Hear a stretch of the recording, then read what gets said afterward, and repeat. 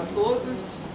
É uma grande honra receber esse convite para conversar com vocês aqui no Corecon na Bahia, trazer polêmicas, né? Eu acho que a economia só avança com polêmicas, uma economia que todos concordam, todos têm um mesmo ponto de vista. É uma ciência que não avança, certo? A polêmica é instigadora e ela precisa existir, a capacidade crítica ela é fundamental e eu prometo para vocês que polêmica não vai faltar, né? Principalmente entre o que o governo entende que é um modelo atuarial e um sistema previdenciário e o que de fato a gente acha do outro lado aqui da sociedade, entre pesquisadores do Instituto de Economia, pesquisadores da Unicamp, pesquisadores da Universidade Federal do Paraná, da Universidade Estadual de Maringá, da Universidade Federal do Pará, inclusive. A gente tem um conjunto bem heterogêneo de pessoas estudando esse tema e eu tenho assim, um enorme prazer de trazer para vocês os resultados das pesquisas. A gente estuda permanentemente. Eu passei ontem à noite até 2 da manhã, hoje de manhã acordei de novo, a gente está o tempo todo em contato. Vocês viram, eu estava passando mensagem que eu acabei de receber, 5 tabelas novas, e eu não vou poder apresentar para vocês porque passou com atraso de 5 minutos, senão já ia entrar na minha apresentação agora para vocês. Tal é a coisa nova do material. Nós formamos um grupo de economistas, engenheiros, matemáticos, e nos juntamos para avaliar os impactos do modelo atuarial que o governo está propondo e que estima que em 2060 nós teremos um enorme déficit na Previdência Social, nós teremos uma despesa elevadíssima com relação ao PIB, como eu vou mostrar aí para vocês, e isso se torna algo inexorável, quer dizer, há um resultado que sai de um modelo atuarial cujo cálculo demanda uma reforma imediata da Previdência, certo? E aí nós começamos a olhar, em primeiro lugar, eu já pesquisava antes, né? Me comparar ao Keynes é uma honra, mas eu não mereço tanto, com certeza. Foi um exagero muito grande, né? Embora eu use o Keynes para quase tudo, né? Mas não apenas o Keynes, Hayek também, Marx também, e vocês vão ver que nós vamos aqui passar por vários pensadores, vocês vão sentir isso, vocês estão estudando economia e as referências são muitas, mas sobretudo é uma visão alternativa, certo? É uma visão alternativa, como eu sempre fui alternativa na vida, eu seria alternativa na ciência também. E a ideia é que a ciência seja um instrumento de mudança, certo? E um instrumento de mudança para uma sociedade mais democrática. É isso que inspira todos esses engenheiros, matemáticos, economistas, e é o que a gente está trazendo aqui para vocês. Então, Previdência Social no Brasil nunca foi um tema tão polêmico como é hoje. E nunca houve, eu duvido que tenha existido, talvez só o debate sobre a inflação no Brasil tenha sido tão polêmico nos anos 80, quando a gente vivia a época de hiperinflação. Eu acho que o tema hoje mais polêmico e sujeito a manipulações, como era o caso da inflação no Brasil também, nenhum tema é mais sujeito à manipulação de informações do que o tema da Previdência Social. É algo que chega a ser absolutamente chocante, a capacidade de manipular os dados. E é preciso ser um especialista no tema para perceber a manipulação.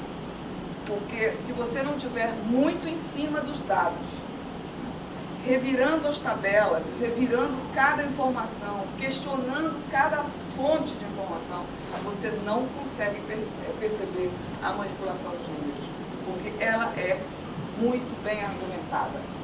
Ela chega a ser, do ponto de vista lógico, irrefutável.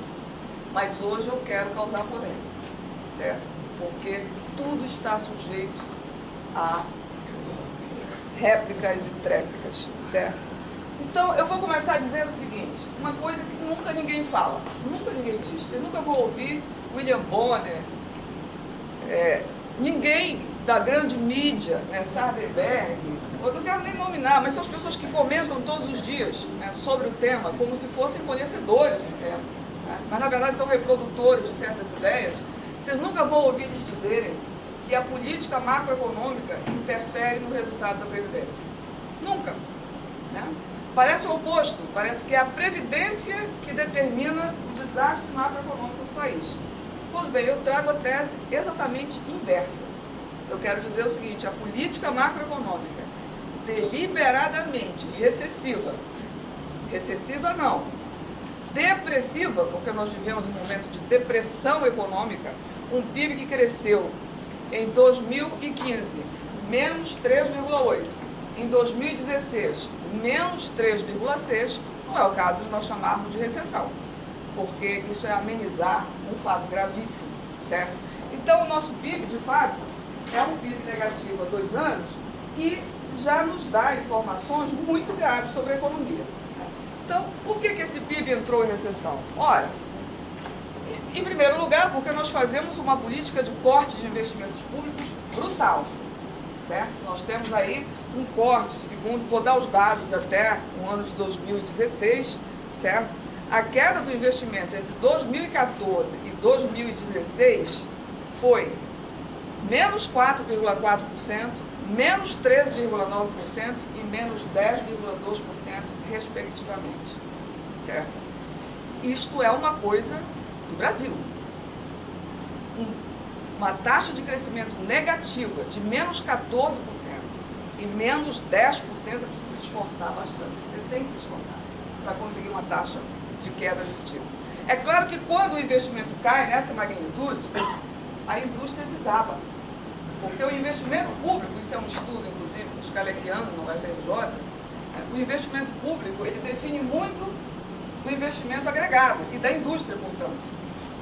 Nós temos vários indicadores de correlação entre essas duas variáveis, entre o investimento público e o investimento agregado. Como o investimento público caiu nessa magnitude, o desempenho da indústria acumula uma queda de 17% nos 3 últimos anos. Ou seja, a gente já vinha desindustrializando o país. Uma queda de 17% em 3 anos é uma brutalidade. Por que eu estou dizendo isso ao falar de Previdência? Porque a indústria é o setor que tem os mais elevados salários e que funciona como se fosse o farol para os outros salários da economia. Se o salário da indústria cai por causa do desemprego, certo?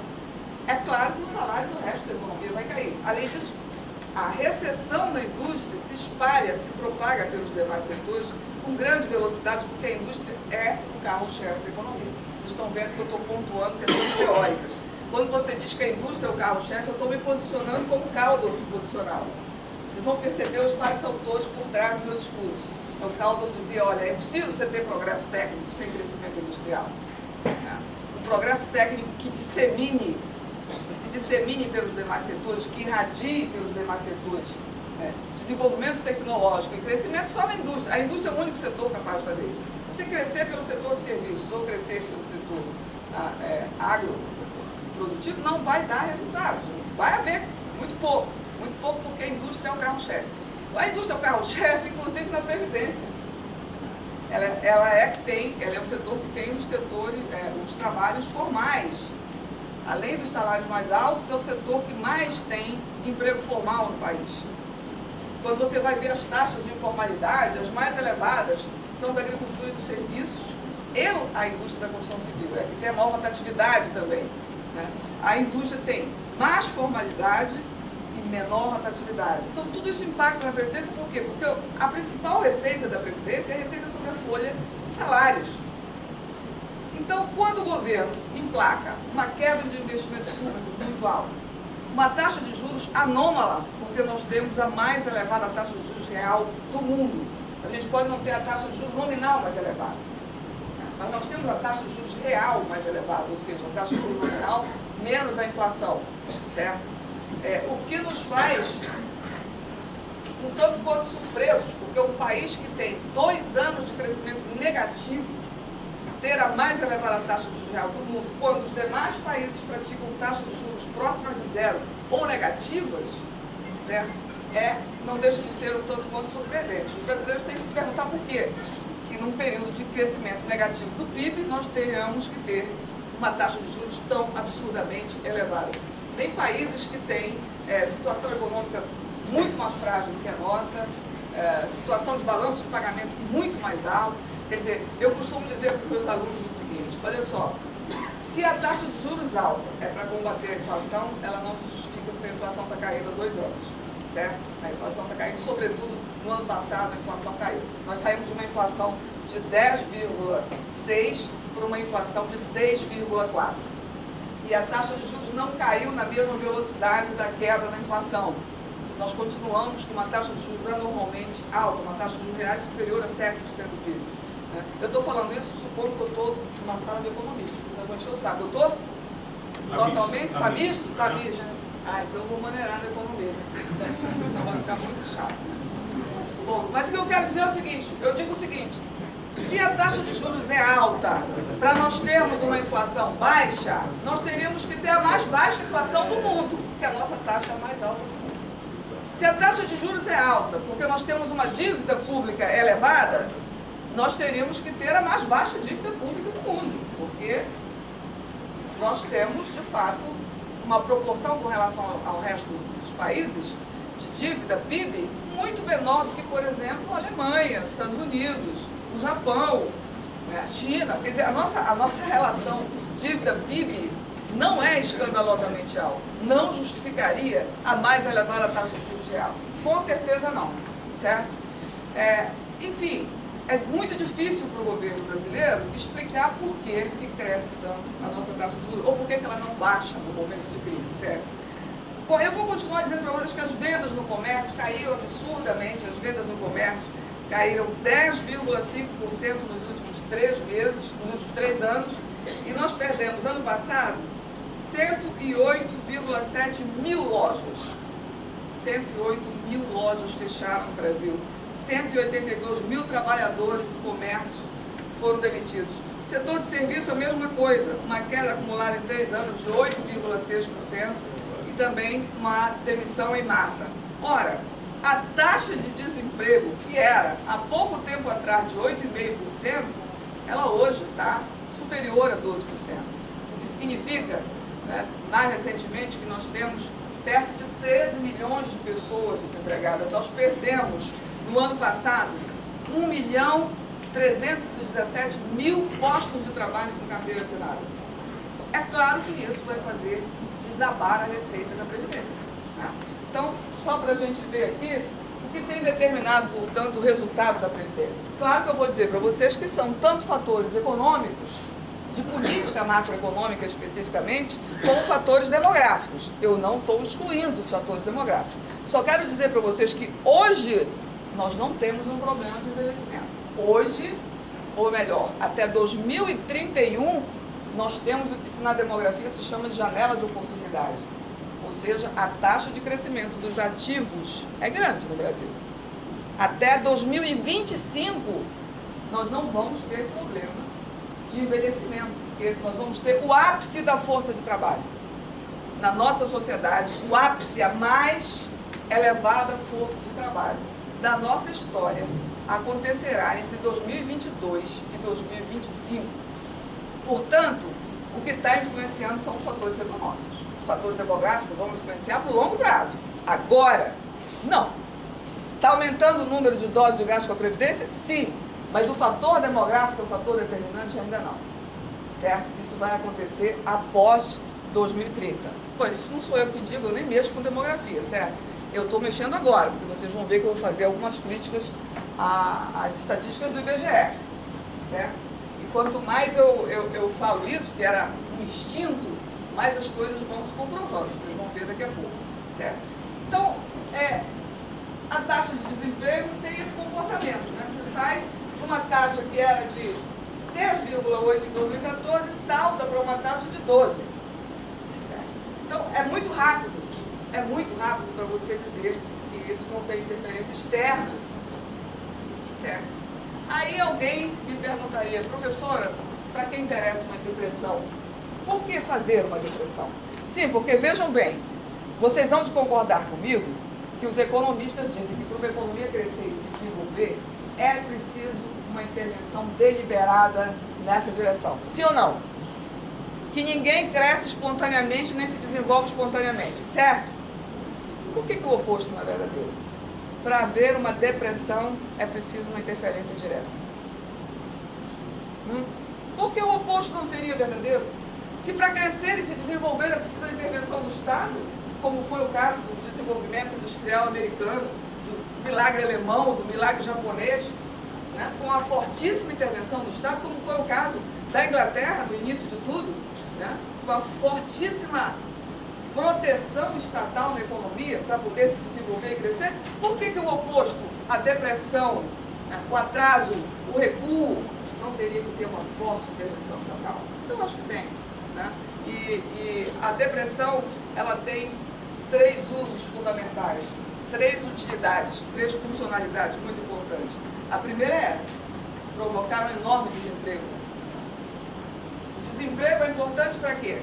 Para derrubar salários. Ninguém precisa fazer 5 anos de economia ou 4 anos de economia para chegar a essa conclusão, de que o desemprego pressiona o salário para baixo, certo?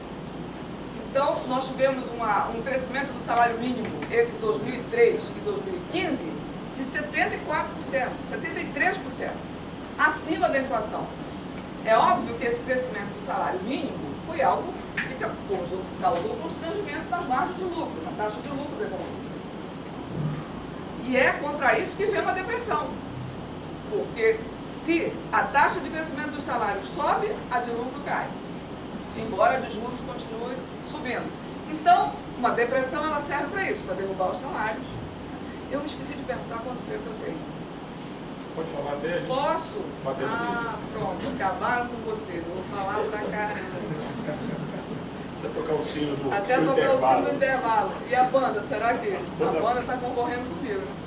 Então, a depressão, em primeiro lugar, é útil para derrubar os salários. Em segundo lugar, como ela provoca uma desmobilização muito grande entre os trabalhadores, porque o desemprego desmobiliza, desmotiva, né? É como se você tivesse alguém que precisa trabalhar e não consegue, você faz uma amputação dos 2 braços, porque aquela pessoa deixa de ser útil, certo? Ela não tem o que fazer na vida, ela só pode viver se trabalhar. Sem trabalhar, então a desmotivação, o desalento, né? A falta de recursos, inclusive, para procurar um emprego. Isso tudo, essa desmobilização é muito útil. Para quê? Para você fazer reformas de direitos sociais. Reformas violentas de direitos sociais. Porque o que o governo federal está promovendo, eu vou mostrar para vocês daqui a pouco, é uma brutalidade. A gente já tinha assistido tudo, mas eu não esperava assistir isso agora. A gente esperava uma reforma? Esperávamos uma reforma, mas não uma reforma como essa. Essa reforma ultrapassou qualquer fronteira civilizatória que você possa supor que o ser humano pudesse ir. Né? É o Estado Islâmico da Previdência Social. É uma coisa louca. Bom, mas eu falei que tinham 3 motivos. Né?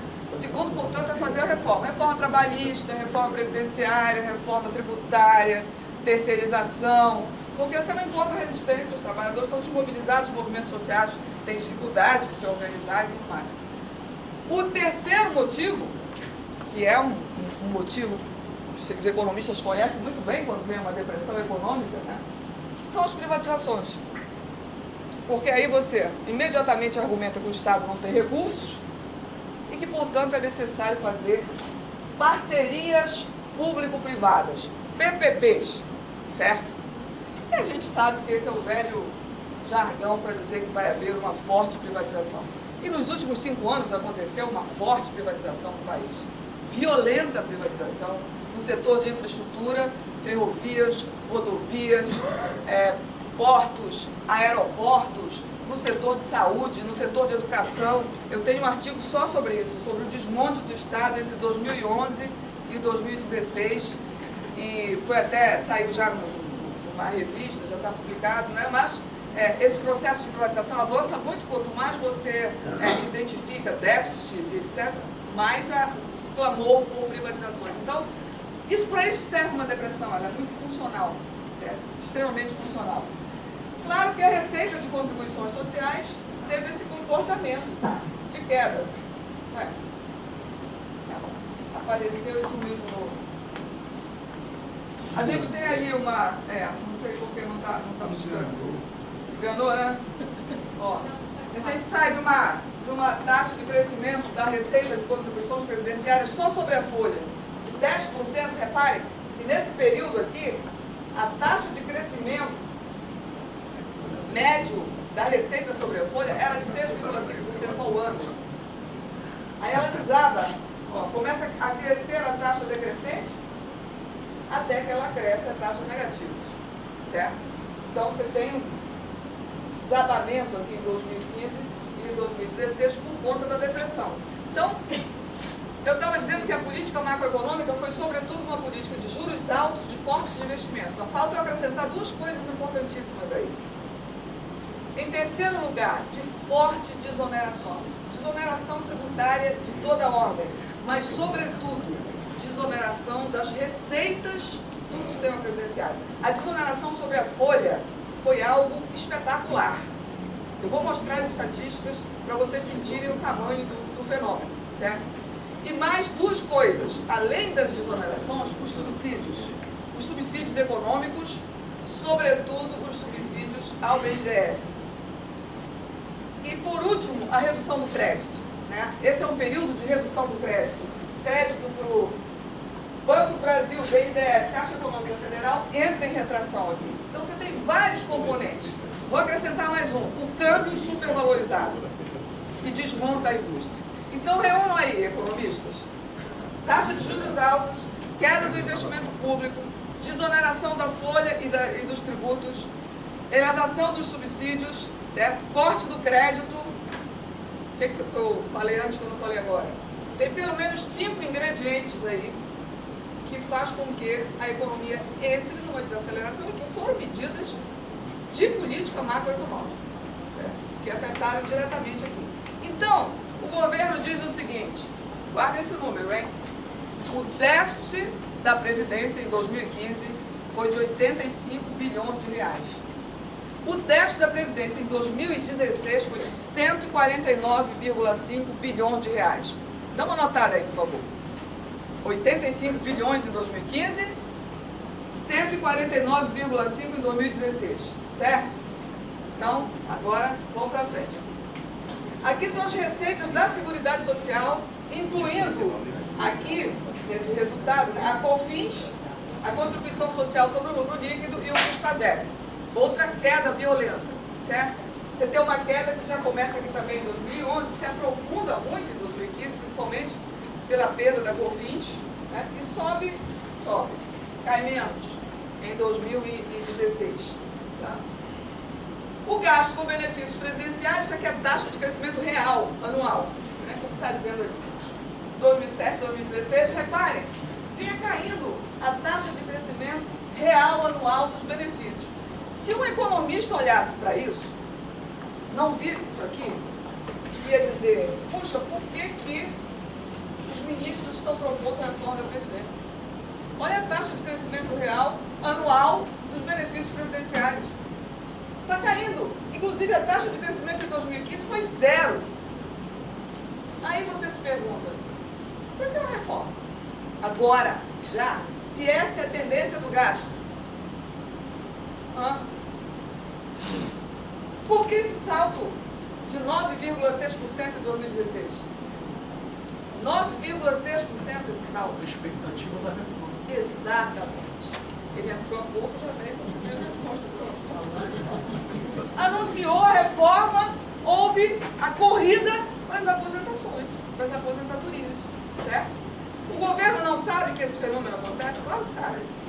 Quem não sabe disso? As pessoas que poderiam se aposentar pelo 85-95. 85-95 é aquela fórmula que soma o tempo de contribuição com a idade. Nas mulheres, se você somar tempo de contribuição com a idade, a soma der 85, as mulheres podem se aposentar com benefício integral. Os homens, somar a idade, o tempo de contribuição e bater 95, eles podem se aposentar com benefício integral, sem o fator previdenciário, certo? Então, isso aqui é o resultado do anúncio da reforma da Previdência pelo governo. Mas não foi só isso, porque se eu dissesse só isso seria desonesto. Aqui também houve uma greve em 2015 do INSS, dos funcionários do INSS, que represou um pouco aí a concessão dos benefícios e desagou em 2016. Então, uma parte desse 9,6 aí é o aumento do número de aposentadorias, que acontece a cada vez que o governo anuncia, e, ao mesmo tempo, o ganho de direitos que estava represado desde 2015. Mas volto a dizer, qualquer ET que chegasse no Brasil e visse essa curva, diria, tem que pensar se a reforma tem que ser feita agora, num momento de depressão econômica. Se está em depressão, os trabalhadores estão desempregados, as famílias estão sem renda, e você vai fazer uma reforma para diminuir a renda? No momento de depressão, quando os gastos estão caindo, é alucinação, certo? Isso não é Keynes, não é Kalec, não é ninguém. O que é isso aí? Certo? Desonerações da receita. Quanto foi mesmo o déficit, gente? Em 2015? 85 bilhões. Em 2016? 149 bilhões. Ok, então vamos lá. Quanto o governo renunciou de receita? Desoneração tributária é renúncia de receita, certo? O governo renunciou, em 2015, por exemplo, a 284 bilhões de reais. Em 2016, 271 bilhões de reais. Em 2017, estima-se que será uma renúncia de 284 bilhões de reais. Isso é equivalente a quase 5% do PIB. Sendo que, por exemplo, em 2015, cujo déficit era de 85, a gente somando aqui só a desoneração da folha foi de 62 bilhões de reais. Só a desoneração de COFINS, 70 bilhões de reais. Só a desoneração de contribuição social sobre o lucro líquido, 10 bilhões. PIS/PASEP, que se destina ao seguro-desemprego, 14 bilhões. Total das desonerações das receitas da Seguridade Social, 157 bilhões de reais. Quanto foi o déficit? 85. Então vem cá, quer dizer que o governo diz que tem um sistema que é deficitário em 85 bilhões de reais e faz uma renúncia de receitas de 157 bilhões de reais? Faz algum sentido? Faz algum sentido? Porque você só renuncia a receitas se você tem um sistema que é superavitário. Né? Você está dizendo, eu posso abrir mão dessa receita porque o sistema é superavitário. Pois bem, mas o governo está anunciando um sistema deficitário. O déficit em 2016 foi supostamente de 149,5, mas o governo abriu mão de 142 bilhões de reais. Certo? Bom, aí vocês dizem assim, mas professora, olha só, renunciar a receitas é uma medida para estimular os investimentos. De fato, é. É. Mas vocês conhecem o multiplicador keynesiano do gasto, não conhecem? Pois bem, nós temos um estudo que se chama Política Fiscal e Ciclo Econômico, do Rodrigo Orair e do Sérgio Gobetti, que estimam os multiplicadores para cada tipo de gasto, gasto com benefício social, gasto com pessoal, gasto com ativo fixo, que são os investimentos, gasto com subsídios e, portanto, gastos com renúncia de receitas. O multiplicador da renúncia de receita é negativo. No Brasil, é negativo. Ou seja, se o governo renunciar a tributos, os investimentos diminuem. Entendendo? E foi exatamente isso que aconteceu. O indicador, o multiplicador, é reflexo do que aconteceu na economia. Como eu mostrei para vocês ainda agora, houve um recuo do investimento muito forte no Brasil, a despeito de toda a desoneração que foi concedida. Isso está acontecendo desde 2011, quer dizer, o governo já sabia que essa política não funcionava, desde pelo menos de 2013. Ele apostou que a indústria reagiria a uma renúncia de receitas do governo. A indústria não reagiu, certo? Por que ele continuou crescendo com a desoneração tributária? Se ele já sabia que isso não gerava mais investimento. Ué, professora, responda logo, não fique perguntando bobagem para nós, né? Não pergunte que você já está respondendo. É claro que foi para aumentar a margem de lucro das empresas. Foi isso. Essas desonerações não se reverteram em mais investimentos, não se reverteram em mais empregos, mas se reverteram em aumento da margem de lucro. Certo? Mas elas justificam a reforma da Previdência porque elas derrubam o resultado previdenciário. Elas derrubam o resultado previdenciário. Quer dizer, você está fazendo duas coisas simultaneamente. Você está fazendo queda de investimentos brutais. Existem mais de 1.000 obras paradas no governo federal. Mais de 1.000 obras paradas no governo federal. É a notícia que se tem. Certo? Você faz uma taxa de juros anomalamente elevada. faz desonerações tributárias e não quer colher um resultado negativo na Previdência? Você quer atribuir isso ao número de velhos? Imaginem vocês, 2 velhinhos assistindo televisão de cabeça branca, dizendo, nossa, nós somos os culpados de tudo isso? Nós, os velhos, somos os culpados da economia está desse jeito? Gente, que crueldade! Não é não? Vocês imaginem o desconforto que é isso para as pessoas serem acusadas, né, de estarem envelhecendo numa velocidade enorme, aumentando a expectativa de vida? Você não tem o que fazer, não? Viver tanto? E as mulheres, hein? E as mulheres resolveram viver demais. Gente, não, elas têm que ser punidas, têm que viver menos. Não pode viver tanto não, porque senão aumenta o gasto e vai levar à falência o sistema previdenciário.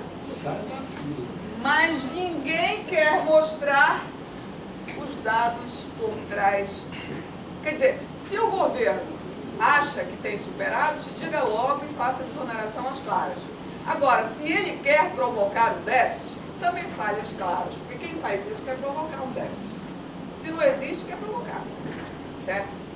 Em nome da lógica, ninguém desonera o que é deficitário. Em nome da lógica, você só desonera o que é superavitário. E se você desonera tão violentamente, é porque você quer provocar o déficit. Ô, professora de filosofia, se eu tiver cometido algum erro de lógica, corrija. Até aqui ainda não. Os economistas costumam atropelar a lógica para criar discursos convenientes, né? Aqui está outra fonte de vazamento das receitas da Previdência, que é a desvinculação das receitas da União, certo? A União tem o direito, por lei, de retirar 20% de todas as receitas de contribuições sociais, para gastar onde ela quiser.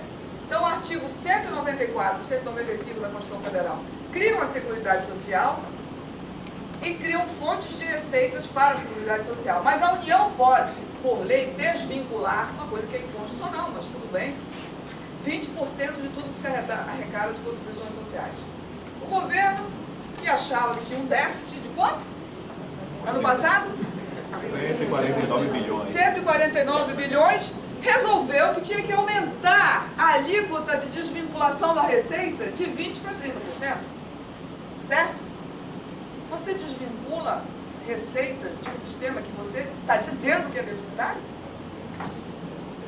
Gente, me desculpem, né? Um governo com esse discurso tão contraditório, sobreviver à nossa tolerância é algo notável. Certo? Pois bem, o governo consegue retirar algo em torno de 60 bilhões por ano das receitas da Seguridade Social. Ele não retira sobre a folha porque está proibido de retirar receitas de contribuições sobre a folha. Mas isso aqui é o resultado de desvinculações em cima da COFINS, da contribuição social sobre o lucro líquido e do PIS/PASEP. Certo? É isso. Aí alguém pode dizer, professora, mas isso depois volta de novo. Pode voltar, porque também nada impede o caminho inverso. Quer dizer, você pode desvincular, levar para o caixa do Tesouro Nacional, mas nada impede que volte. Então tá. Então mostra a volta para nós. Mostra a volta. Volta quanto? A gente só sabe o quanto sai. Quanto volta? Volta quanto? Certo? Volta na mesma proporção em que saiu? Não, porque esse é o argumento do governo. Você sabe que um pouquinho volta. Volta. Eu quero saber de um pouquinho. Eu quero tudo aqui e agora. Não é assim que vocês dizem? Quer dizer que o cara viola a Constituição Federal e é normal? Não é normal, no Brasil é. Mas a gente jamais deve se conformar com isso. Isso não pode virar uma coisa natural, né? Não satisfeito, vamos investigar mais um pouco. Dívida ativa, débitos previdenciários. O que é isso, dívida ativa? Dívida ativa são aqueles débitos dos empresários sonegadores, aqueles que atrasam os pagamentos da Previdência, aqueles que praticam a elisão fiscal, aqueles que, portanto, não cumprem a lei, certo? E a gente está vendo aqui que a dívida ativa só da Previdência, porque a dívida ativa da União é mais de 1 trilhão. A da Previdência foi 185 bilhões em 2011, 255 bilhões e 33 milhões em 2013, 350 bilhões e 678 milhões em 2015, ou seja, ela só faz crescer, certo? E aqui é o percentual, é o valor que a União consegue recuperar dessa dívida. No ano de 2015, a União só conseguiu recuperar 0,32% da dívida ativa previdenciária. Ou seja, os caras estão apavorados com os fiscais da Previdência, né? Olha só, 0,32%, desculpe a minha ironia, mas até o final eu vou ter que me limpar para não morrer do veneno, né? Mas, gente, pelo amor de Deus, o que essa Procuradoria está fazendo? Que só consegue recuperar 0,32%? A Procuradoria da Fazenda está desaparelhada, sem procuradores em número suficiente para ir atrás desses devedores. Não há nenhum estímulo do governo federal para as procuradorias da Fazenda exercerem o seu papel de forma digna, certo? Então, o resultado é isso, o paraíso dos sonegadores. Então, de um lado, o pessoal está todo desonerado, e do outro, quem deve não precisa pagar. Não precisa pagar porque não tem perseguição, não tem constrangimento, não tem nada. Aí saiu a lista dos 500 maiores devedores. Vocês têm a lista dos 500 maiores devedores? Quem são? Bancos. JBS, eu sabia que alguém ia falar JBS. Tem que falar, né, gente? A JBS é lá o frigorífico, vocês sabem, né? Aquele frigorífico idôneo. Que, de fato, além de tudo, além de receber todos os empréstimos possíveis do BNDES, ainda deve a Previdência. E a pergunta é como ele consegue, né? Dever a Previdência e receber empréstimo do BNDES. Outra coisa interessante, vocês já viram na negociação das dívidas dos estados a União cobrar a dívida previdenciária dos estados para com o INSS? Porque existem na esfera estadual e municipal débitos com o INSS de prefeituras, como a de São Paulo, certo? Vocês já viram a União sentar e dizer, não, olha só, vocês vão ter que pagar a dívida com a Previdência, porque a Previdência tem déficit. Vocês não viram isso? Nunca, eu leio os jornais, está sempre sendo negociada a dívida dos estados com o Tesouro, não com a Previdência. Não com a Previdência. Quer dizer, a Previdência, né? A Previdência é coisa de pobre. Por que a gente vai ligar para isso? Né? Por que eu vou ligar se quem se aposenta é aquele pessoal que tem um salário mínimo, no máximo 3 salários mínimos? Ah, esse povo vai ter que se virar, né? A gente está aqui para outra coisa, certo? Previdência não é assunto nosso. Né? Previdência é coisa que combate a pobreza. Tudo bem, depois a gente pensa nisso, né? Porque afinal de contas não é uma emergência. Uma emergência é se manter no poder e ter uma eleição em 2018 vitoriosa, né? Essa que é a emergência. Mas enfim, a gente está vendo, desculpa a ironia, vocês estão percebendo a ironia, né, gente? Pelo amor de Deus. Certo? Não é nada ofensivo, eu estou ironizando o raciocínio do governo. É difícil, eu vou ter que parar com isso. Eu vou ter que falar como um economista sério. Porque eu posso ser mal interpretado. Mas o que eu quero dizer para vocês é o seguinte, no Brasil tem 2 tipos de empresário, aquele que está desonerado e aquele que não paga nunca. Porque de 3 em 3 anos tem um reparcelamento. O cara deve, aí o governo parcela, aí ele paga 2 meses, fica limpo, volta a fazer contratos com a União e para de pagar. Mas não precisa se preocupar não, porque 3 anos depois tem outro refis. Aí ele parcela de novo. Aliás, houve um em novembro. Claro, a Previdência é deficitária, a gente vai eu ironizar. Quer dizer, num governo que diz que a Previdência é superavitária, acabou de haver um parcelamento em novembro do ano passado. Certo? Então, claro, esse percentual aqui não vai subir nunca. Não tem nem estímulo para os procuradores correrem atrás dos devedores, porque o devedor pode sentar e esperar que ele vai parcelar. Certo? Então, quase 100 bilhões desses 350 bilhões podem ser imediatamente recuperados no esforço. Quanto é que era o déficit mesmo?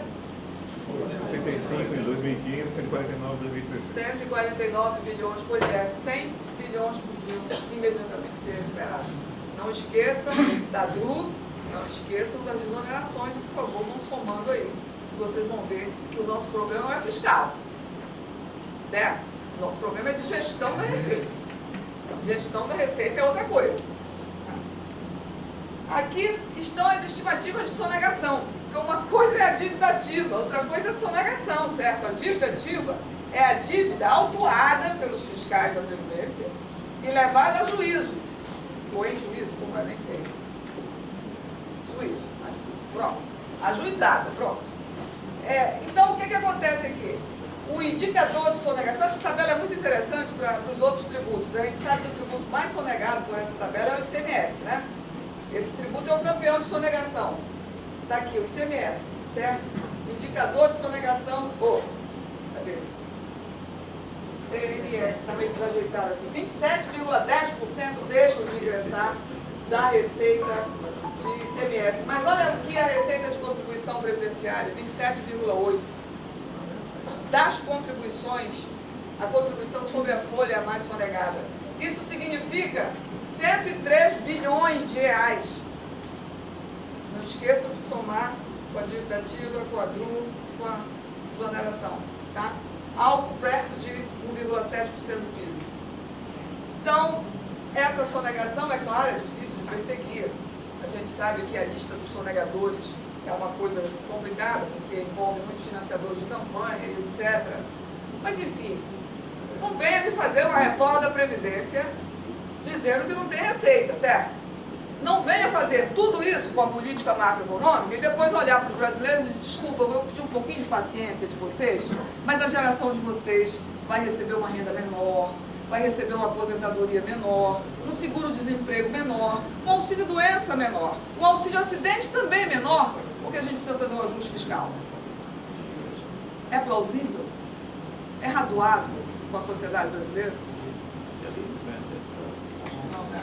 Agora aqui vem o pior. Aqui... Ainda tem o pior? Esse é o pior. Eu considero. Deixa o pior, esse aqui é o ápice. Vamos para o ápice. As disponibilidades do governo federal no Banco Central. O que é isso, professor? Isso aqui é o seguinte. Como a gente tem a conta corrente da gente, o Banco Central guarda a conta única do Tesouro Nacional. Na conta única tem a liquidez em caixa do Tesouro Nacional. Isso é fácil de buscar, é um relatório do Banco Central. Aliás, todos os dados que eu dei anteriormente são dados do Ministério da Fazenda. Os dados de desoneração, os dados de sonegação já não são mais, são da Procuradoria. Mas esse dado aqui do Banco Central é um relatório que todo ano, eu que sou uma masoquista, só pode ser, você diagnosticada como masoquista, mas eu levanto esses dados todo fim de ano. E eu estou vendo o saldo de caixa crescer. Aqueles são os valores de dezembro de 2016. E eu fico me perguntando sempre, por que o governo tem 1 trilhão e 39 bilhões em caixa e não investe? Pelo contrário, caiu muito investimento público, certo? Diz que não tem dinheiro para fazer nada, inclusive sucateia as universidades públicas todas, certo? Não tem como não sucatear mais o SUS, é impossível, porque o SUS já atingiu o fundo do poço, certo? Mas tem em caixa 1 trilhão e 39 bilhões. E não venham me perguntar, como bons economistas do outro lado, qual é o comprometimento desse caixa. Porque vai dizer, alguém vai dizer na professora, tudo bem, isso é disponibilidade, mas deve ter compromisso de curto prazo. Não tem. Isso é liquidez em caixa. Liquidez significa em economia disponibilidade de 100% dos recursos. Isso é liquidez. Aí, eu pergunto para vocês por que essa liquidez desse tamanho? A resposta é a seguinte, você não pode simplesmente fazer a mais elevada taxa de juros reais do mundo, porque senão qualquer país faria. Certo?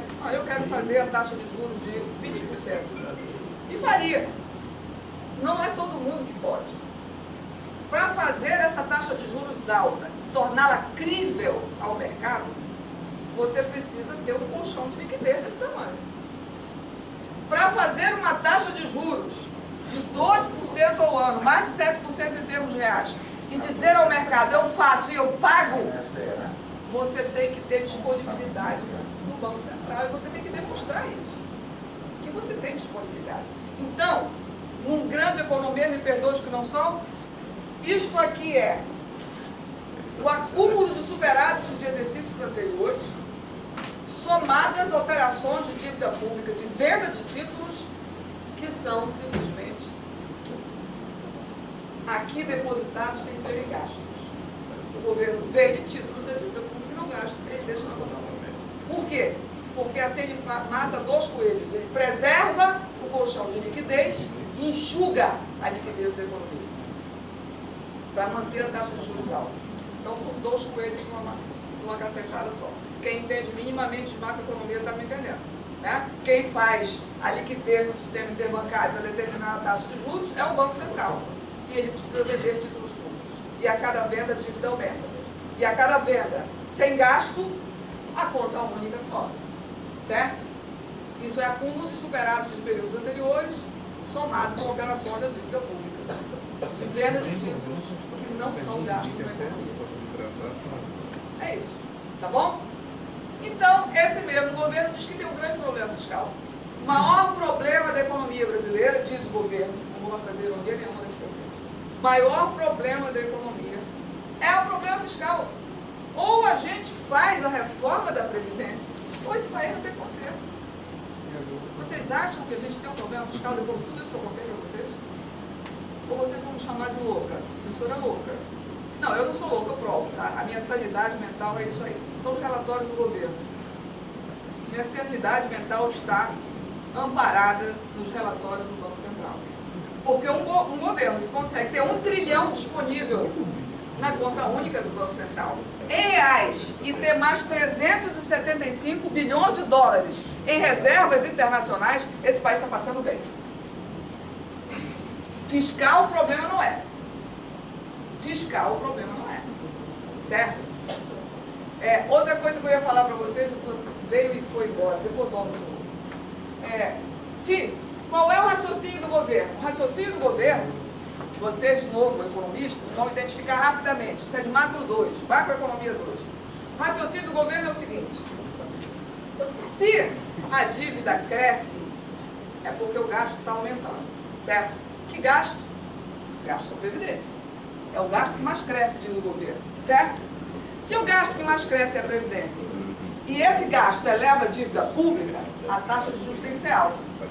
Porque o que determina a taxa de juros, diz o governo, é o tamanho da dívida pública. E se a dívida pública está crescendo, não dá para fazer uma taxa de juros menor, porque os compradores de títulos no mercado exigem juros que imputam o risco de default, o risco dos títulos soberanos do Estado. Então a taxa de juros é alta porque ela embute uma taxa de risco, certo? Logo, para a taxa de juros cair, os investimentos voltarem e a economia crescer, é preciso fazer o caminho inverso.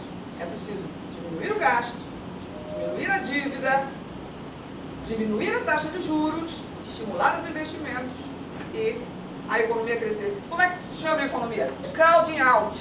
É preciso diminuir o gasto público para diminuir a taxa de juros e depois aumentar o investimento privado. É ou não? Poxa, isso é mais velho do que a Serra, gente. Essa teoria é antiga, bote antiga ali, certo? Crowding out vem dentro dos clássicos, foi aperfeiçoado pelas escolas depois de Keynes, ela foi bastante aperfeiçoada, a gente conhece. Eu farejo crowding out de longe.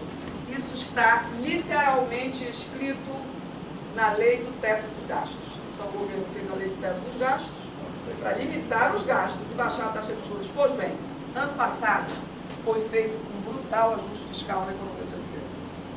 Mas deixa eu contar para vocês, a dívida subiu.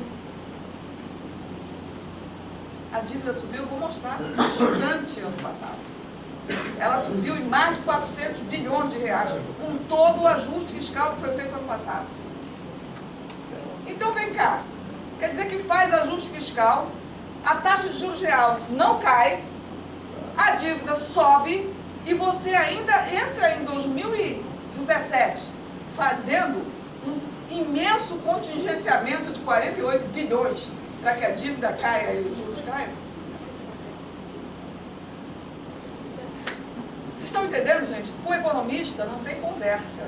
Você tem que mostrar os números, né? É o tal, você quer matar a cobra, mostre o seu instrumento de combate, senão não tem condições, certo? E o governo fez ajuste fiscal, não conseguiu derrubar a taxa de juros reais e ainda aumentou a dívida pública. Logo, a taxa de juros não é determinada pelo resultado fiscal. Não há uma relação direta, certa e regular entre resultado fiscal e taxa de juros, mas isso a gente sabe há muito tempo também, né? Quer dizer, muitos economistas já provaram isso. Que quando a gente tinha superávit primário, nós tivemos superávit primário por muito tempo no Brasil, nós continuávamos tendo a mais elevada taxa de juros reais do mundo. Logo, não é a questão fiscal que define a taxa de juros. Não me venham me dizer que é o gasto com a Previdência que define, porque tem muita receita dentro da Previdência. Certo? Bom, então, qual é que é o principal determinante da dívida pública no Brasil? Seria, de fato, a Previdência? Agora sim, agora é o relatório do Banco Central, não sou eu, certo? Porque vocês podem dizer, poxa, esse discurso é típico de alguém que pesquisa na área previdenciária e vai defender esse negócio aí pro resto da vida. Pois bem, mas dessa vez não sou eu que vou falar, hein? É um relatório do Banco Central, certo? Então vamos lá, relatório do Banco Central. Fonte, Banco Central, tá? Fatores condicionantes da dívida líquida do governo. Isso é um relatório fácil de achar também. Quer dizer, fácil de achar. Fácil de achar para quem é economista, para quem refufa todo, né? Isso não está explícito. Sardenberg não vai dizer isso para vocês. Miriam Leitão não vai discutir de jeito algum. A televisão não existe para esclarecer, ela existe para confundir, para misturar tudo, para você adquirir convicções erradas sobre o mundo e sobre a vida. É para isso que serve a televisão, em todos os campos. Aliás, em todos os campos. Né? Mas vamos lá. A dívida líquida está aqui em cima, certo? Em reais, posição em dezembro de cada ano. Aqui é a variação acumulada no ano, ou seja, em 2014 ela subiu 256 bilhões, em 2015 253 bilhões, e em 2016 756 bilhões de reais. Foi isso que ela acumulou só no ano de 2016, depois de Mr. Temer fazer o ajuste fiscal, certo? Mas a que se deve esse acúmulo aqui? Aí o Banco Central diz, pô, não, vou explicar por que subiu. Subiu porque nós pagamos 407 bilhões de juros apropriados aqui nessa dívida. Subiu porque o ajuste cambial levou 198 bilhões de reais. E subiu porque também teve um déficit primário de 155 bilhões. Mas ele é o terceiro da fila, não. Ele é o terceiro dessa fila. E mais, eu posso concluir que em 2016, 53% do crescimento da dívida foram decorrentes de juros nominais elevados.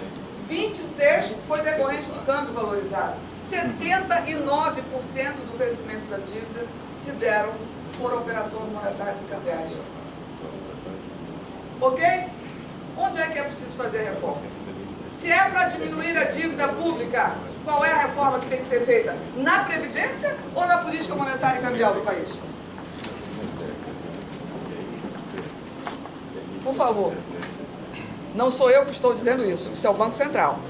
Se você não quer reformar a política monetária, diga, não vamos reformar. Esse país é o país do rentismo, da financiarização. É isso aí, aguentem. Nós ganhamos, nós chegamos no poder, nós vamos fazer isso mesmo. Mas não diga que é porque a demografia vai fazer explodir o número de idosos no futuro, que isso já está acontecendo desde agora, que a gente está gastando muito com previdência porque o salário mínimo é alto. As condições de acessibilidade são fragilíssimas, são piores do que a Europa. Nós somos uma jaboticaba. Eu vou desmontar tudo isso, tá? Isso são todos argumentos macroeconômicos. Tá? Eu sou professora de macroeconomia. A despeito do que possa parecer, eu sou uma macroeconomista antes de ser uma especialista em previdência. Mas como eu fiz uma dissertação, uma tese de doutorado na área de previdência, embora fosse a macroeconomia da previdência, eu sou conhecida por ser uma especialista em previdência, mas de fato eu sou macroeconomista.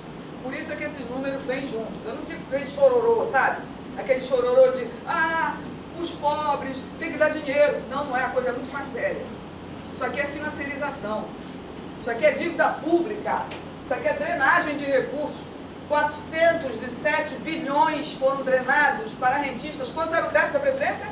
85 em 2015, 149 em 2016. 149 bilhões em 2016. Quer dizer que esse governo fazer um déficit na Previdência de 149 bilhões é um escândalo. Mas pagar 47 bilhões não é não. Tá bom. 407. Quanto eu disse? Eu disse o quê? 407 bilhões. Bota um zero no meio desses dois números. Certo? Estou comendo palavras. Aí o governo diz, bom, então se acalme que agora a idade mínima é uma coisa europeia, é um avanço, é uma modernização, é moderno, certo? Vamos fazer a modernidade, vamos incluir uma idade de 65 anos, porque só o Brasil não tem uma idade mínima. Isso é escândalo internacional. O Brasil não tem uma idade mínima. Em primeiro lugar, o Brasil tem uma idade mínima. Quem se aposenta por idade no país, os homens, só se aposentam aos 65 anos. Quem se aposenta por idade no Brasil e é mulher, é aos 60 anos. Todos dois têm que ter a comprovação de 15 anos de contribuição. Então tem uma carência, você só se aposenta se você acumular simultaneamente as mulheres 60 anos de idade e 15 anos de contribuição e os homens 65 anos de idade e 15 anos de contribuição. Essas duas exigências são simultâneas, certo? Pois bem, isso o governo diz que não tem idade mínima. Mas não tem idade mínima para a aposentadoria por tempo de contribuição, que é a outra forma de se aposentar no Brasil. Os homens que contribuírem por 35 anos podem se aposentar, independente da idade. As mulheres que contribuírem por 30 anos podem se aposentar, independente da idade. Certo? Então nós temos duas formas de aposentadoria no Brasil. O governo diz que precisa estabelecer 65 anos para todos, porque existem pessoas que se aposentam aos 53 anos. Claro, elas começaram a trabalhar super cedo, contribuíram por 35 anos e agora vão exercer o seu direito de se aposentar. Mas elas já contribuíram, está certo?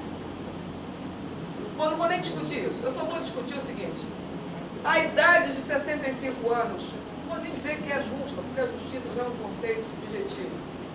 É cabível para o Brasil, vamos ver se é uma coisa razoável, sei lá, vamos ver se é razoável para o Brasil. Aqui tem um mapa do Brasil e essas cores vermelhas, escuras, é a expectativa de vida entre 65 e 70 anos. Vocês estão vendo que o vermelho está todo no Nordeste e no Norte, né? Presta atenção, hein, meninos e meninas que vão votar ano que vem. A expectativa de vida no Norte e no Nordeste é entre 65 e 70 anos. Tá? Essa parte azul é do pessoal que vive mais, que vive entre 75 e 78 anos de idade. Não preciso nem dizer que isso está no Sudeste e no Sul, que é onde a renda é mais elevada. Isso tem a ver com a renda. Isso tem a ver com a concentração da renda, melhor, certo? No país. Então quem se ferra? Se a idade mínima for 65 anos? Nordeste e Norte. Principalmente ali o estado do Amazonas, aqui o estado do Maranhão, né, Paraíba, tem uma área aqui, né, que realmente... E quando a gente vai os municípios, 19 municípios brasileiros têm uma expectativa de vida de exatamente 65 anos. Exatamente 65 anos. Ou seja, nunca vão chegar à aposentadoria. Essa é a média. Né? Essa é a média. Esse pessoal vai receber um atestado de óbito na aposentadoria. Minha cova, minha vida, o pessoal brinca, né? Minha cova, minha vida, aposentadoria. Em 81 municípios brasileiros, a expectativa de vida é menor do que 67 anos. Mas tá bom, o cara vai viver um ano com aposentadoria, tá bom, né? Para quem trabalhou até os 65, tá bom, um ano. Suponha 2 jovens de 20 anos, um de Alagoas, outro de Santa Catarina. Ela viverá 14 anos a mais do que ele, ou ele viverá 14 anos a menos do que ela. Será que isso é justo? Será que a gente pode estabelecer uma idade única, como se o Brasil fosse algo homogêneo, uniforme, né? Todas as regiões, as pessoas tivessem as mesmas condições materiais de vida, a mesma renda, e portanto a gente dissesse, isso não é idade mínima, isso é idade única, para um país super complexo, certo? E mais, as mulheres também vão ter que chegar lá nos 65 anos, porque afinal de contas, elas resolveram viver mais, né? Resolveram se educar mais do que os homens, porque agora as mulheres que têm 12 anos de estudo representam 20% da população e os homens só 13%, né? Não puniam as mulheres, estão ficando educadas, né?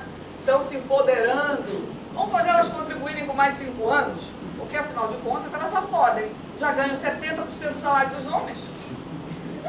70% do salário dos homens, precisam pagar mais. Vão pagar mais e vão trabalhar mais 5 anos. Porque afinal de contas elas andam trabalhando menos, né? As mulheres continuam trabalhando muito. 7 horas e meia mais por semana que os homens. Isso significa mais de 360 horas por ano acima dos homens. Esse lado depois eu vou falar no final. Porque eu não posso deixar passar, né? Não posso passar. Aqui é uma curva que não vale a pena mostrar, mas olha, a maior expectativa de vida é em Brusque, em Santa Catarina, né, 78 anos, e a menor é na Paraíba. Cacimba. Vocês conhecem Cacimba, na Paraíba? O pessoal em Brasília não conhece. ar-condicionado, gravata, paletó, não conhecem o interior do Brasil. Aqui, para não dizer que a gente só falou do Norte e do Nordeste, que só eles devem lutar por isso, porque a opinião do governo é o seguinte: para não haver a resistência da bancada do Nordeste, que é forte, principalmente no Senado com o Renan Calheiros, nós vamos tirar o Nordeste da reforma. Certo? Vamos tirar o Nordeste e fazer outra regra para o Nordeste. Aí assim a gente acalma a bancada do Nordeste. Só que o problema não está só no Nordeste. Isso aqui é a cidade de São Paulo, certo? Isso aqui é uma região metropolitana. Essa parte em vermelho são os 5 bairros com as menores expectativas de vida. É quase tudo, né? Pois bem, na cidade de Tiradentes, a expectativa de vida é de 53 anos. Em Anhanguera, 54. Jardim Ângela, 54,7. Grajaú, 56. Dentro de São Paulo. O segundo maior orçamento do Brasil. Existe esse problema. Ou seja, em São Paulo, na periferia, o pessoal morre antes do Maranhão, da Paraíba, entendeu? Esse é o ponto. Se fizesse mesmo mapa para o Rio de Janeiro, eu estou fazendo esse mapa, porque eu fiz essa palestra em São Paulo. Aí eu fiz as carreiras desse mapa, pedi para o demógrafo fazer, ainda não fiz para o Rio de Janeiro, mas vai ser um escândalo, vai ser a mesma coisa. Vai ser a mesma coisa. Essa parte em azul são os bairros com as mais elevadas expectativas de vida. Vocês já sabem quais são os bairros, né? Em primeiro lugar, Alto de Pinheiros, com 79,6 anos de vida. Pinheiros, 79,15. Jardim Paulista, 78,9. Moema, 78,3. Então, a idade mínima prejudica quem? Quem mora nas regiões mais pobres e quem mora nas periferias das grandes cidades. Certo? Então não é só o Nordeste que vai ter que se mobilizar, não. Para acalmar os ânimos, não. Aqui, a gente pode perguntar o seguinte: escuta, e qual é a probabilidade de um homem não chegar aos 65 anos no Brasil? Porque essa aqui é a questão, né? Quem vai chegar aos 65? Qual é a probabilidade de não chegar lá? Porque quando a gente mostra a expectativa de vida, os demógrafos não gostam. E com razão, porque dentro da expectativa de vida está a mortalidade infantil. Tanto que eu vou refinar essa minha tabela e vou fazer a expectativa de vida depois dos 30 anos. Que supostamente as pessoas já começaram a contribuir. Né? E a tabela está pronta. Foi essa que eu não consegui por 5 minutos trazer para vocês. Mas o resultado não é diferente. O resultado não é diferente. Vai dar a mesma coisa para o Norte e para o Nordeste e a mesma coisa para a periferia. Certo? Infelizmente eu não pude trazer, mas eu concordo com o argumento que você tem que tirar a taxa de mortalidade infantil de cima da expectativa de vida. Mas isso eu vou fazer, não vai dar diferença, certo? A pergunta é: qual é a probabilidade de um homem não atingir os 65 anos no Brasil? 37,3%. Isso é muito? É muito. Se você for comparar, por exemplo, aqui com a Suécia, não querem nos comparar com a Europa? Pois bem, lá na Europa, no caso da Suécia, 13,6%. No caso do Canadá, 15%. Certo? No caso da Alemanha, 17%. Nós temos mais que o dobro de probabilidade de um homem não chegar aos 65 anos de idade. Mas querem comparar, vou usar uma frase de um amigo meu, que eu achei brilhante. Querem comparar um trabalhador urbano dinamarquês com um trabalhador do campo do Maranhão. É essa a proporção. Certo? Os assessores aqui me informaram que a professora Renata tem um problema de horário e que assim... Que eu tenho que acabar imediatamente. Não, que você pudesse fazer algumas mais 5 ou 10 minutos de considerações, ela fala e depois, se for o caso, a gente volta... Eu vou passar tudo isso que eu ia passar, deixa eu passar ao debate. Em frente. Tempo de contribuição, nem vou falar disso, vou passar. A gente volta para o debate depois. Eu só quero dizer para vocês o seguinte, que 60% das aposentadorias são concedidas no Brasil por idade, para trabalhadores que não chegaram a 20 anos de contribuição. Se essa lei estivesse vigindo hoje, tá, 79% dos aposentados de 2015 não teriam se aposentado, porque a gente pode dizer que essa é a taxa de exclusão. 79% será a taxa de exclusão. Mas nós vamos refinar melhor isso para o futuro, porque aqui não está incluindo ainda a taxa de rotatividade.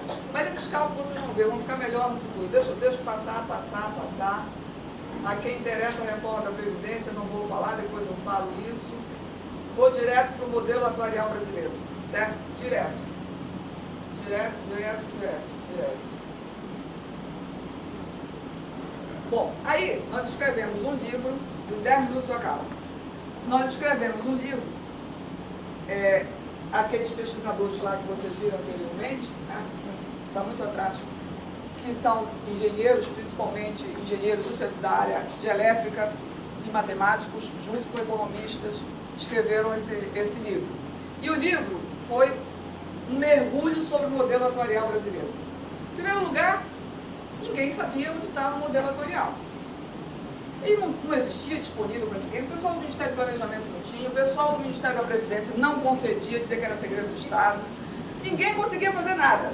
Então nós tivemos que fazer uma engenharia reversa. Nós tivemos que partir das tabelas que o governo apresentava para as equações. Certo? Um trabalho do cão que durou 6 meses. 6 meses. E nós chegamos à conclusão de que o governo erra violentamente nas suas previsões. Certo? Ele erra. Eu vou ter que voltar. Deixa eu mostrar só aqui rápido para vocês. O governo erra tanto, e vou mostrar o tamanho do erro. Imagine o seguinte, nós pegamos a LDO de 2012 a 2015, certo? Aqui está o resultado previsto para as receitas na LDO de 2012 para o ano de 2000. Na LDO de 2002, qual foi a previsão de receita para 2012, certo? Para 10 anos na frente. E o governo errou entre o realizado e o projetado em 161 bilhões de reais. Ou seja, ele subestimou a receita em 161 bilhões de reais.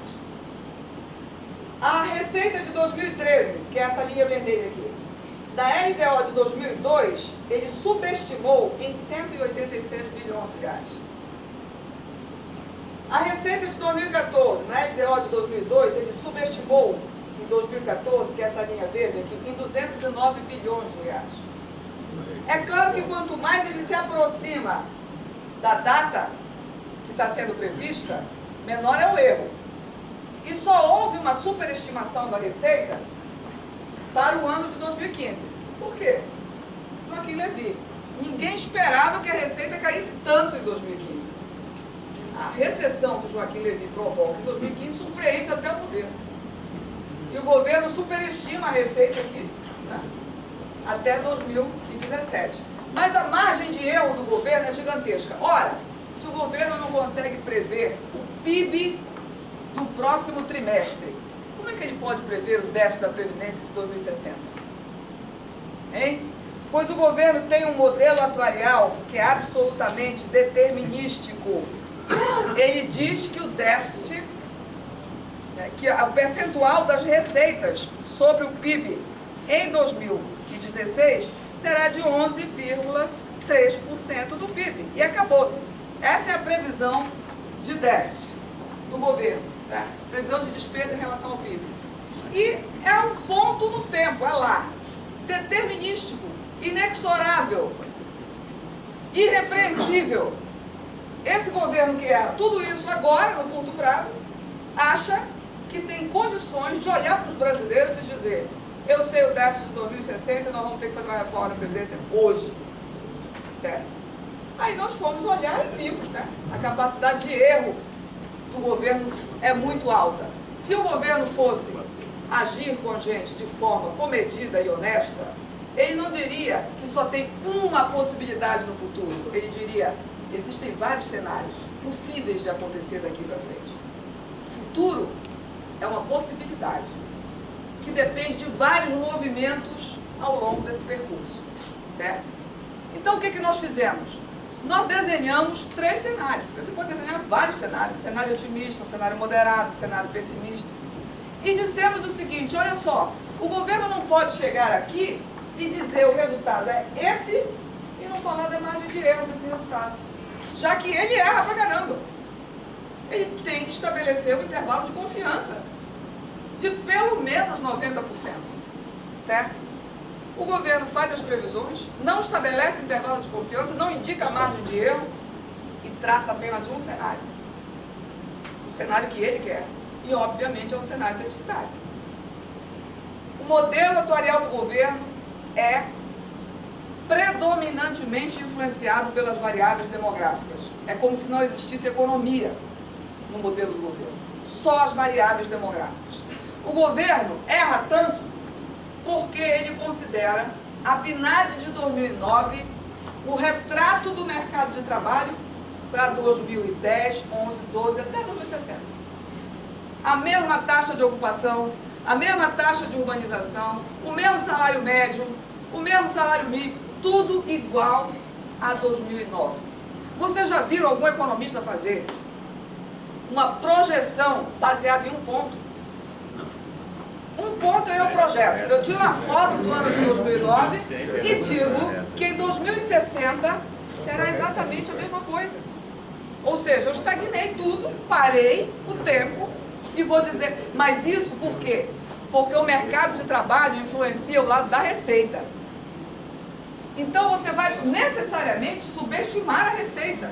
E como a despesa é influenciada pelas variáveis demográficas do IBGE, e para o IBGE nós vamos envelhecer muito, a despesa dispara enquanto a receita fica congelada. Lógico que vai dar déficit. Agora existe um número em economia que é um número-chave. Para você fazer uma projeção do futuro digna de respeito, você tem que ter pelo menos 33 pontos para trás, para você poder projetar o futuro na frente.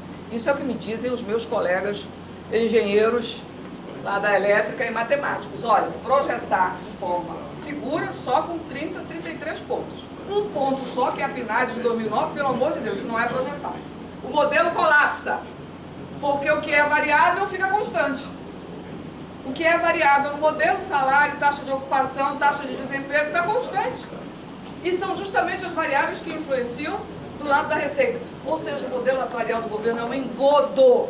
Um engodo.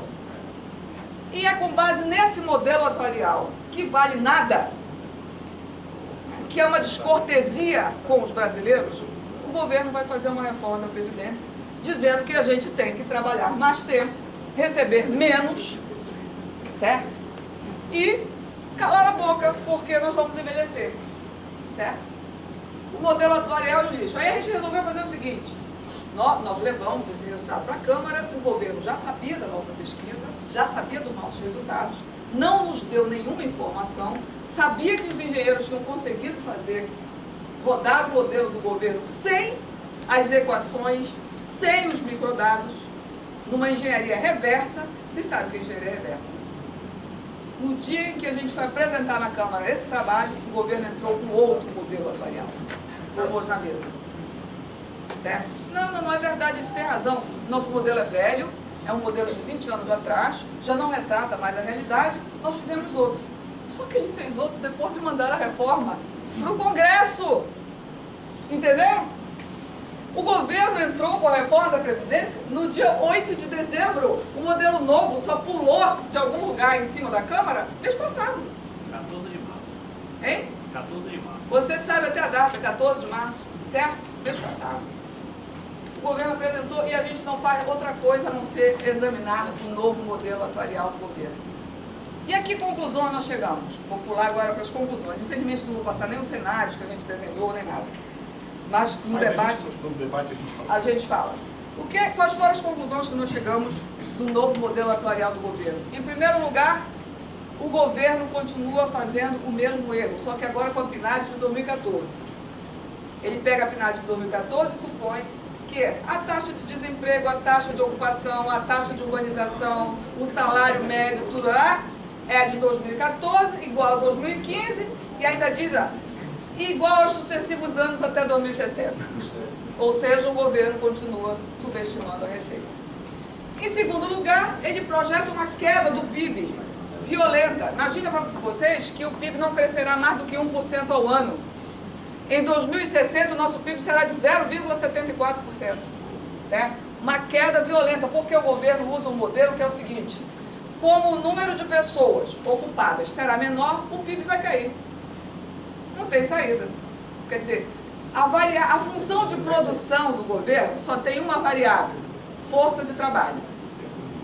E a força de trabalho que está ali, obviamente, não é produtiva. Porque a taxa de dependência sobe a cada ano. A taxa de dependência é a relação inativos sobre ativos. Ou seja, o governo não considera os impactos da produtividade do trabalho, os impactos do gasto sobre o PIB, porque o gasto com previdência vai aumentar, e o multiplicador nós já sabemos qual é, porque o governo não sabe qual é o multiplicador, mas nós sabemos. 1,5% o nosso multiplicador. Ou seja, para cada R$100 gastos com previdência, volta em PIB 150. Multiplicador de 1,5. Tirado de uma série histórica que vem desde 2002, não é da PNAD não. Desde 2002, tá certo? Números tirados da base do Tesouro Nacional e trabalhados, lógico. Muita econometria em cima dos números, nós chegamos nesse multiplicador. O governo não considera esse multiplicador. O governo considera que o PIB cresce à mesma taxa do crescimento dos salários. Certo?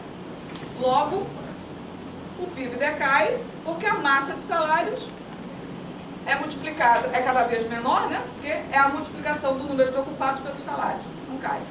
Mas não vou ficar só aí não, vou dizer mais para vocês. O governo tem um modelo atuarial que, além de prever um PIB em queda, além de prever, cadê as minhas conclusões aqui? Eu estou acabando, juro para você. Os microdados não foram fornecidos para nós. Por exemplo, o governo apresentou um monte de tabelas do futuro brasileiro com base no novo modelo.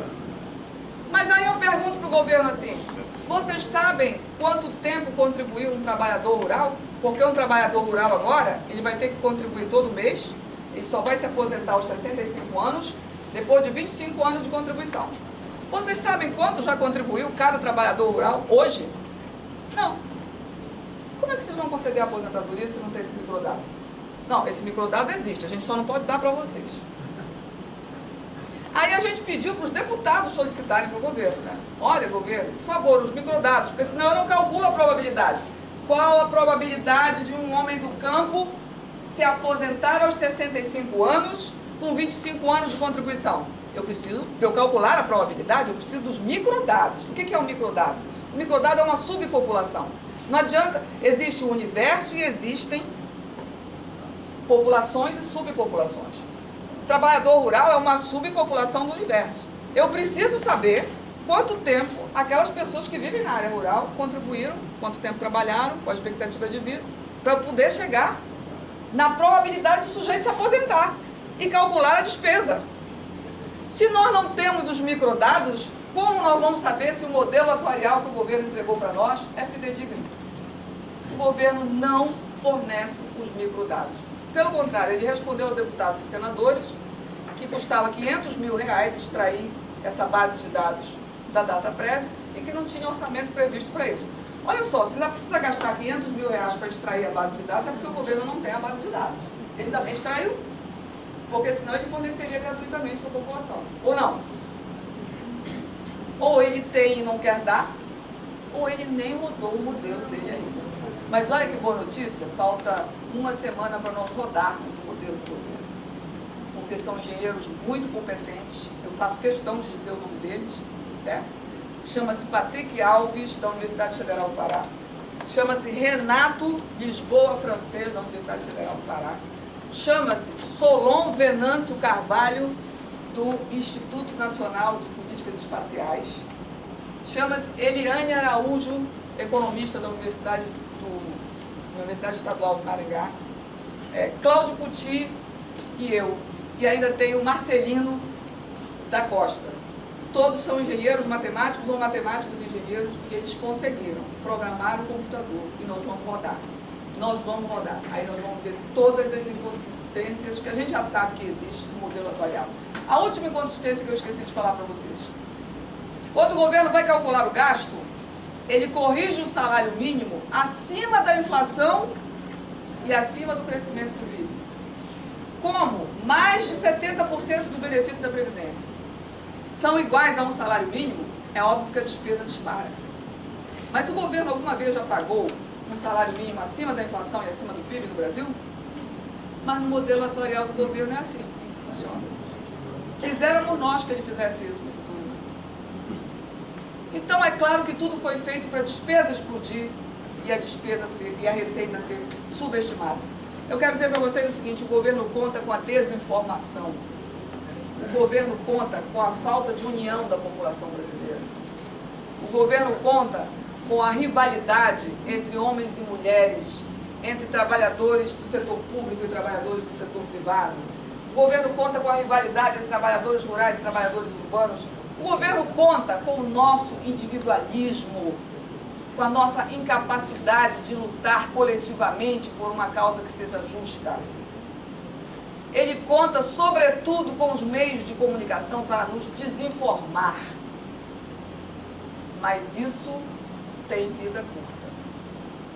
E eu espero que o governo esteja cutucando, principalmente as onças mulheres aqui, com a vara curta. Certo? É isso.